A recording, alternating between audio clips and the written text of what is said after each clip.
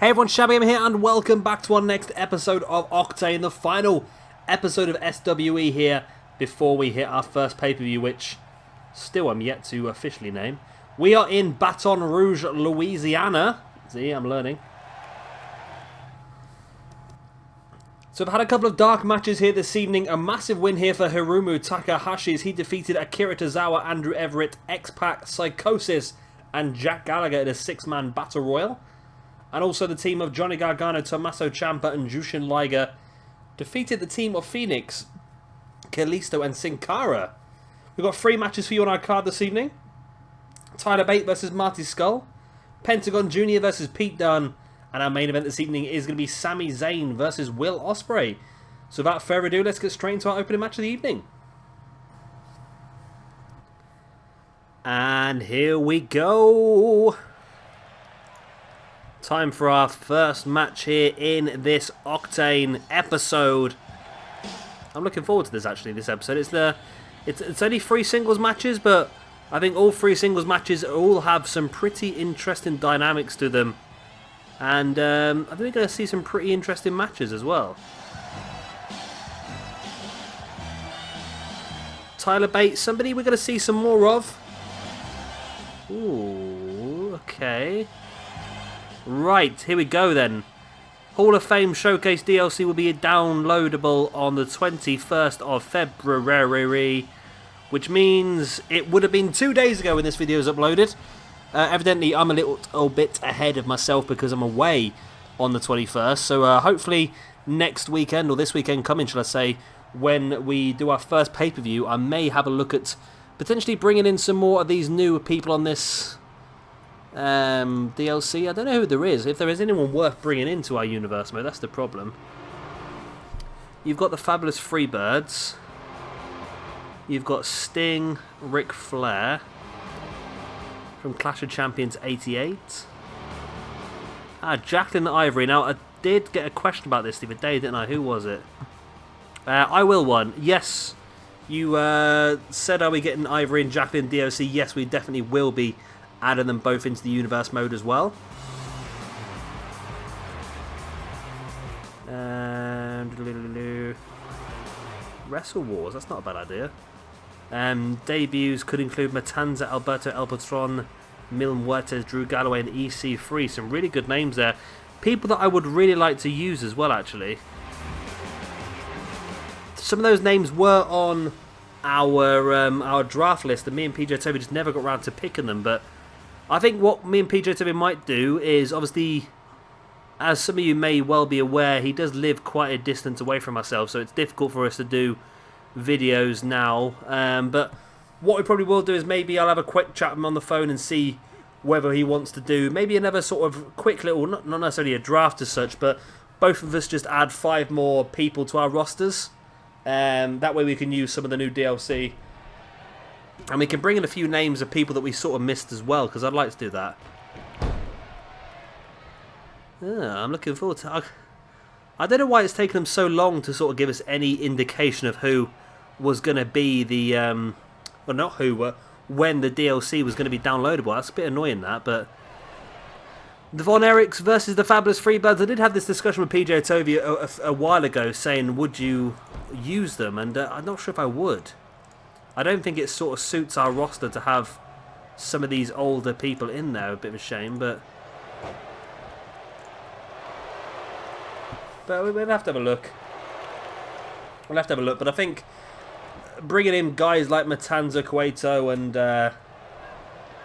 EC3 and Drew Galloway and so forth is not a bad idea, actually. I quite like that. The rosters are quite big as they are. I need to bring in a few people for some future that me and PJ Toby have planned. So I've got a few people I need to bring in to sort of be able to compete with that. But I'll have a look at that at some point as well. And Tyler Bate, he's done too badly so far in the universe mode. A couple of interesting victories, both on singles basis and on a tag team basis as well with Moustache Mountain. So maybe PJ Toby might give them some more interesting opportunities next month in the universe mode. He went a bit crazy, PJ Toby, in the first episode of Mayhem, not only crowning his first tag team champions, but also giving him his first tag team #1 contender as well in the Sky Blondes. We've got that match coming up for you at our pay-per-view. Again, that should be starting in the next couple of days. And that'd be an interesting one as well. So like I said, we've got Sky Blondes versus the Briscoe Brothers for the Tag Team Championships. But I'm sure there's a lot of other tag teams that would like to get involved in that tag team division. And really push on for a championship match. And what I might try and do is I might try and have a few more championship matches on normal episodes of weekly shows. And of course, after the pay-per-view, we'll start doing proper feuds as well. I think that's going to be the best way forward.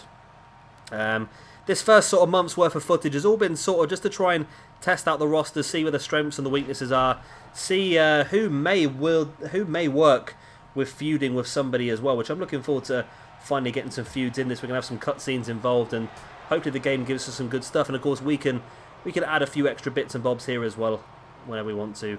We'll get into doing some more promos and stuff like that as well.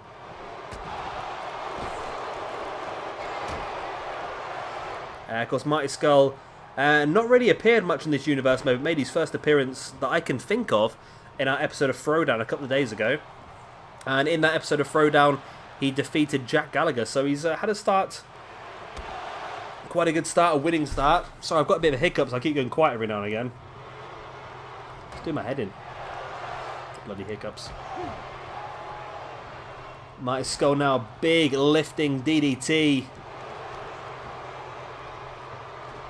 Yeah, it was a really good match. If you've not seen it, actually, nip over to Throwdown.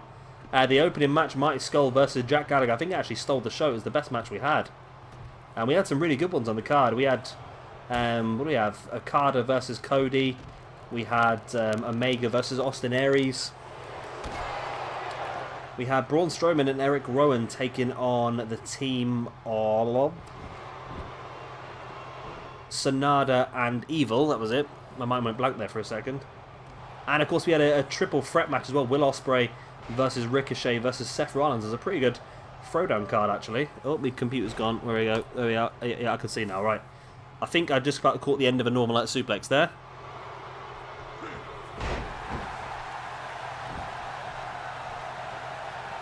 Tyler Bate now rolling Marty Scurll over. It'd be interesting to see what WWE have got planned for Tyler Bate. Of course, he worked the last set of NXT tapings. Well, I said the last set. What day would this be uploaded? This will be uploaded on the 23rd, which is a Thursday. So last night would have been the next set of tapings for NXT. And that should take us all the way up to WrestleMania. So if you are interested and, like me, you're really bad at waiting to find out properly and you end up going and reading the results, you can check out the tapings results now. And you'll be able to find out the rough card for the NXT TakeOver Before Mania. And chances are, even if you don't want to know, chances are you probably see it on Facebook at some point, or on Twitter, or just on wrestling news sites. You'll find out because everyone does it. It's not a good thing, but everyone does do it. There's a powerbomb by Tyler Bate to... Nope. Kick out by Marty Scurll, but Tyler Bate rolls him straight through into the Boston Crab. And Marty Scurll tapped out to Tyler Bate. And Tyler is doing so well in this universe mode. He's going from strength to strength. And that's another big victory for him here on Octane. And that's definitely got to push him at the rankings. This is interesting, this. It really is. Now, one other thing I had a thought of. And again, you guys might have to let me know what you think about this, right?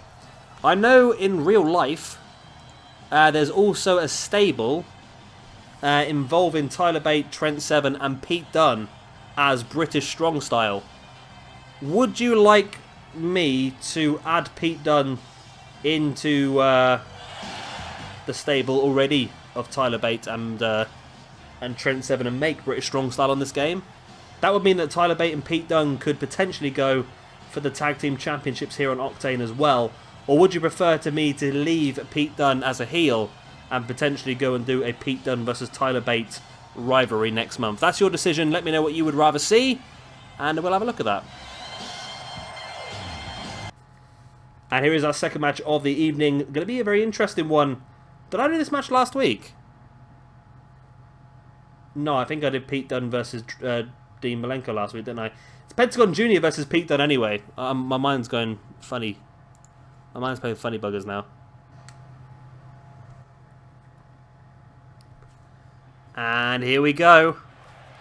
So again, like last week, a match very much of It's a cruiserweight essence, I suppose. Both guys are regarded cruiserweights due to their weight, their weight, but I don't remember that fire from last week's entrance. Yeah, both guys are cruiserweights in their weight division, but both very much on the bruiserweight aspect. I must have done this match before, you know. I've lost track. I have lost track of what I'm doing. Either way, both guys very much got a bit of strong style in there as well. Pentagon Jr. is a bit of everything, really, isn't he? He's got his cruiserweight aspect. He's got his strong style aspect. He's got his submission aspect. He really is a one-stop shop for wrestling. Or Penta El Sierra Miedo, as he's now known, I believe. Because he has left AAA and they own the rights to his name. So it's, yeah, Penta El Sierra Miedo. Pretty good. Well, he's one of my favourites now. He really is. After watching Lucha Underground, it's sort of the first season of Lucha Underground. I really enjoyed it, but it was sort of like an introduction, a bit like we're doing here. The first month has been pretty good, but at the same time, it's very much just an introduction to who we've got. And there might be a lot of wrestlers on there that you don't know, but then obviously there's probably quite a few that will know everyone who's been on here. And as time goes on, Season 2 of Lucha Underground got better and better. They had proper feuds. They had some really good matches, and I think that's probably what our next month is going to be like as well. I see this man here, Pete Dunne, as a linchpin really in Octane. I think he could be somebody who would really be able to put on a really good feud for us, because if there's one thing that cruiserweights generally do lack, it is credible heels. And that's because a lot of people love the cruiserweights because they're so great and high-flying. However, it's difficult then to try and get the people that people are generally going to dislike. And that's exactly what you've got here with Pete Dunne. He's played a fantastic heel in the UK tournament. If you look at Pentagon Jr. as well, Lucha Underground tried to put Pentagon Jr. over as a heel, and it did not work. The more they put him over as a heel, the more the crowd absolutely loved him. And you'll notice now with Lucha Underground, the majority of the heels in Lucha Underground are normally the bigger, slower competitors. It's not normally the ones who are high-flying and full of action. And that's why I think someone like Pete Dunne's going to be invaluable for us to really put on a really good feud against whoever. And like I said in the last match, do you want to see Pete Dunne potentially move to being a face and joining up with Tyler Bate and Trent Seven as British Strong Style? And then that means that Pete Dunne and Tyler Bate can go for the Cruiserweight Tag Team Championships here. Or would you rather see potentially a Pete Dunne-Tyler Bate feud? And then I also had another idea for Pete Dunne as well, actually, but it would involve him staying as a singles competitor for now. I don't really want to ruin that one at this point in time. So, yeah, let me know what you think. Drop it in the comments below. Pentagon Jr. very much of a lone wolf, but maybe at some point he could join up with maybe his brother Phoenix to go for the Cruiserweight Tag Team Championships up there. We do have a lot of strong tag teams on this roster anyway, so I don't really see why us creating dodgy tag teams would be advantageous to us. But then again, if there is one or two that make sense, why not? Why not add them in if they make sense?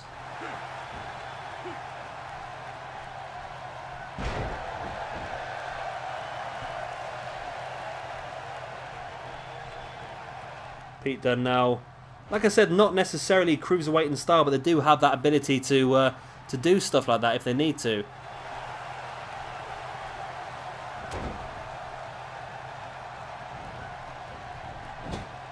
Pete Dunne now sending Pentagon into the corner. A big gut shot there right into the kidney. Now Pete Dunne taking Pentagon up.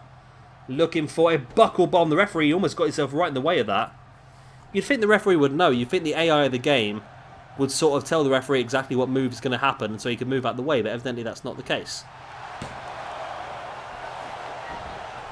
Only a 2 count. But Pete Dunne in great form here. We've already seen one British victor here this evening, but then again it was always going to happen in a match with 2 Brits, wasn't it really? So that was a bit of a stupid comment. Could we see a second one here in Pete Dunne? I would probably say that Pentagon would probably be the favourite for this match, but Pete Dunne has been in firm control since the beginning.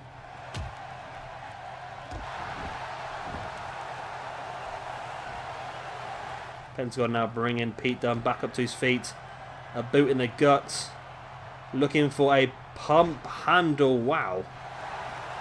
Fold him in half there, Pete Dunne. But does Pentagon have what it takes to finish Pete Dunne off here? Oh, looking for that arm breaker. The move is used to break many an arm in Lucha Underground. Drops into the pin now on Pete Dunne. 1, 2, and 3. That's enough. Pentagon Jr. out of nowhere picks up the victory. I didn't think that was going to be enough, to tell the truth. I thought the arm breaker was going to do a lot of damage, but I didn't think it was enough to finish it off. So there we go. Pentagon Jr. big victory. And again, Pentagon Jr. is somebody I can see as having a great feud in the next month. I already have one feud in my mind already, and it's going to be a great one. And it's going to have some big stipulations or implications or something along them sort of lines. So it's definitely going to be great for that one. But of course, we'll come into that a bit more after our pay-per-view.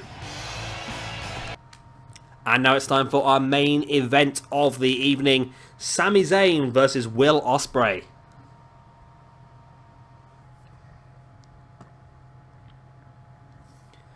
And here we go.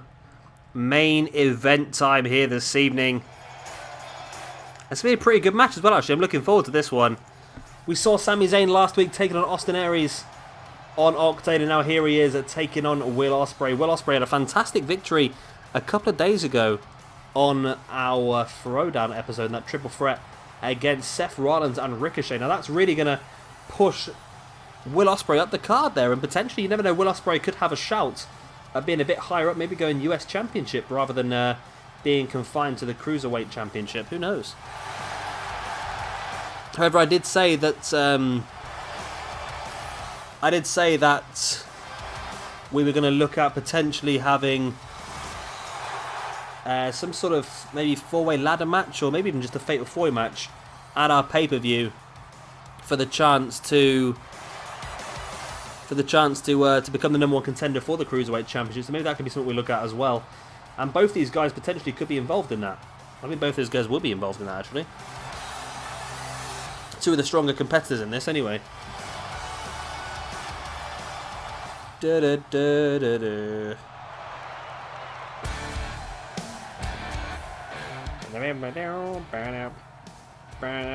Ospreay's getting a lot of playtime on this universe mode, but that's because I'm a massive fan, basically. And I know PJ Toby is as well. And I'm pretty sure a lot of you guys will be as well. And Will Ospreay has quickly... It's amazing to think that myself and PJ Toby saw Will Ospreay's debut in Southside Wrestling a few years ago. And it was pretty good, actually. He surprised both of us, but at that point in time, he was still very much a raw talent. He then had a... It wasn't intended to be a best of three, I don't think, but he had a match against Mark Andrews, which I think Mark Andrews won, but it was a fantastic match between the two of them.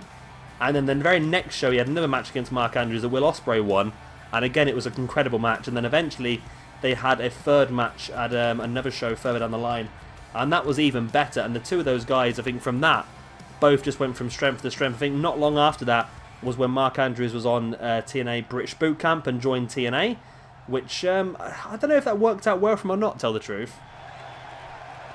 Then again, it looks like he's working NXT at the moment, so it's obviously all worked out pretty well for him in the long run. But would he have joined WWE beforehand? Would he have been part of the Cruiserweight Classic if he wasn't in TNA at the time? But it wouldn't surprise me if they bring him in to the Cruiserweight division, actually, 205 Live anyway, actually. It would be...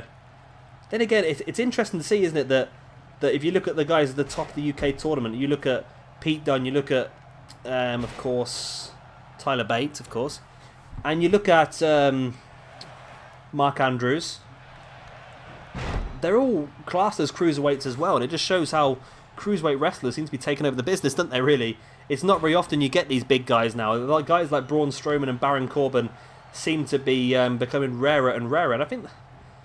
It's not necessarily a bad thing. I don't think it matters what size a wrestler is, to be brutally honest with you. Don't get me wrong. Guys like Baron Corbin and Braun Strowman do well because of their size, but I think a lot of it now, WWE is starting to realise that they can't just keep hiring people based on their looks and the influence they give out. They've got to wow. Will Ospreay, that was just speed personified there by Will Ospreay. yeah, it's all about now the ability of the wrestler and the quality in ring and on the mic, rather than just having a good look. Because if you look through the years, like guys like El Gigante, for example, he just wasn't ever designed to be a wrestler. He was just a man who was just incredibly tall. And it didn't really work, and that really wouldn't work this day and age. Back in the 80s and the 90s, I think the fans were a lot more willing to take what WWE gave to them on face value. If they tried to give you someone like a Hulk Hogan now, if Hulk Hogan was going now, would he be cheered like he was back in the olden days, or would he be booed like the way that Roman Reigns and John Cena is these days? I think it would be more the latter. I think as time goes on, wrestling fans have really evolved into something different, and they want to see the best athletes in the world. And that's why guys like these two are climbing the ladder, because if you look at them, they're not necessarily what you would describe a wrestler as,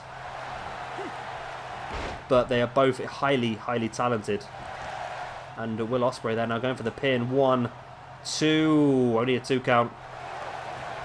And if Ospreay was to win a match here against Sami Zayn, that would really cap off a fantastic week for him.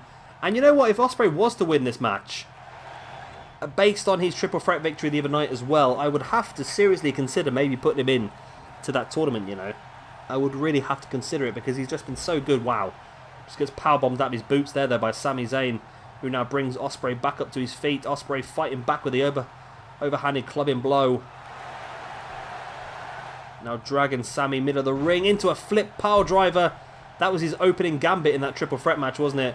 Now we know that Ospreay likes to use an inverted 450, but he goes for the red arrow instead. 1, 2.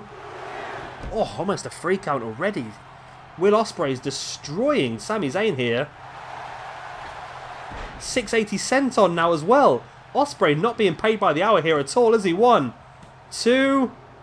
Oh my God, Will Ospreay. Will Ospreay, you know what? I'm going to have to, aren't I? I'm going to have to put Will Ospreay in that tournament. Based on that performance and that victory in the triple threat the other night, I think I'm going to have to put Will Ospreay in as a serious competitor for this 16-man tournament coming up this week. And it'll be interesting to see how his style goes up against other people, because of course, very much as a cruiserweight, if Will Ospreay comes up against some of the bigger guys, maybe he comes up against like a Braun Strowman or a Big Show, something like that, I wonder how he will fare. But I'm pretty sure we're going to find out at some point this next week. And of course, that first part of the pay-per-view will be uploaded hopefully in the next couple of days. It's dependent on time for me, because like I said earlier on the video, I am away for a few days this week, so I've had to get ahead of myself with all my recordings. I'm recording this now on Sunday evening, so hopefully I can get back home and get part 1 of this pay-per-view recorded. It is going to be a 5-day pay-per-view. Across that 5-day pay-per-view, every single championship across all of the shows will be defended, and of course we are going to have a 16-man tournament. The winner of the 16-man tournament will be given a shot at their brand championship, and of course the winner, the brand winner as well, will be given the chance to pick another draft pick. But I think, like I said earlier on, myself and PJ Toby might have a quick discussion. We might do a quick little extra draft and just add another 5 people each, or 5 tag teams, or 5 stables, whatever we pick, to our rosters, just to try and utilise some of the new DLC maybe. And of course I need to get a few people for a future tournament that myself and PJ Toby have planned. Now, a lot of people have asked where PJ Toby is. Unfortunately, like I said, I do live quite a distance away from PJ Toby, so it's difficult to get us to do recordings together. But he is looking to come up very, very soon, and when he does, we will be doing some sort of special show for you as well. So keep an eye out for that, and of course I will give you some prior notice already. I will probably upload another quick video before the pay-per-view, just showing you the 16 names that have been picked for the tournament, but hopefully that should be uploaded over the next few days. Right, that's the end of the show. I've finished off blabbing now, I promise. Of course, if you have enjoyed this one, then please do hit the like button and the subscribe button as always. And of course, I'll see you all very, very soon for our first proper pay-per-view here in the SWE Universe mode.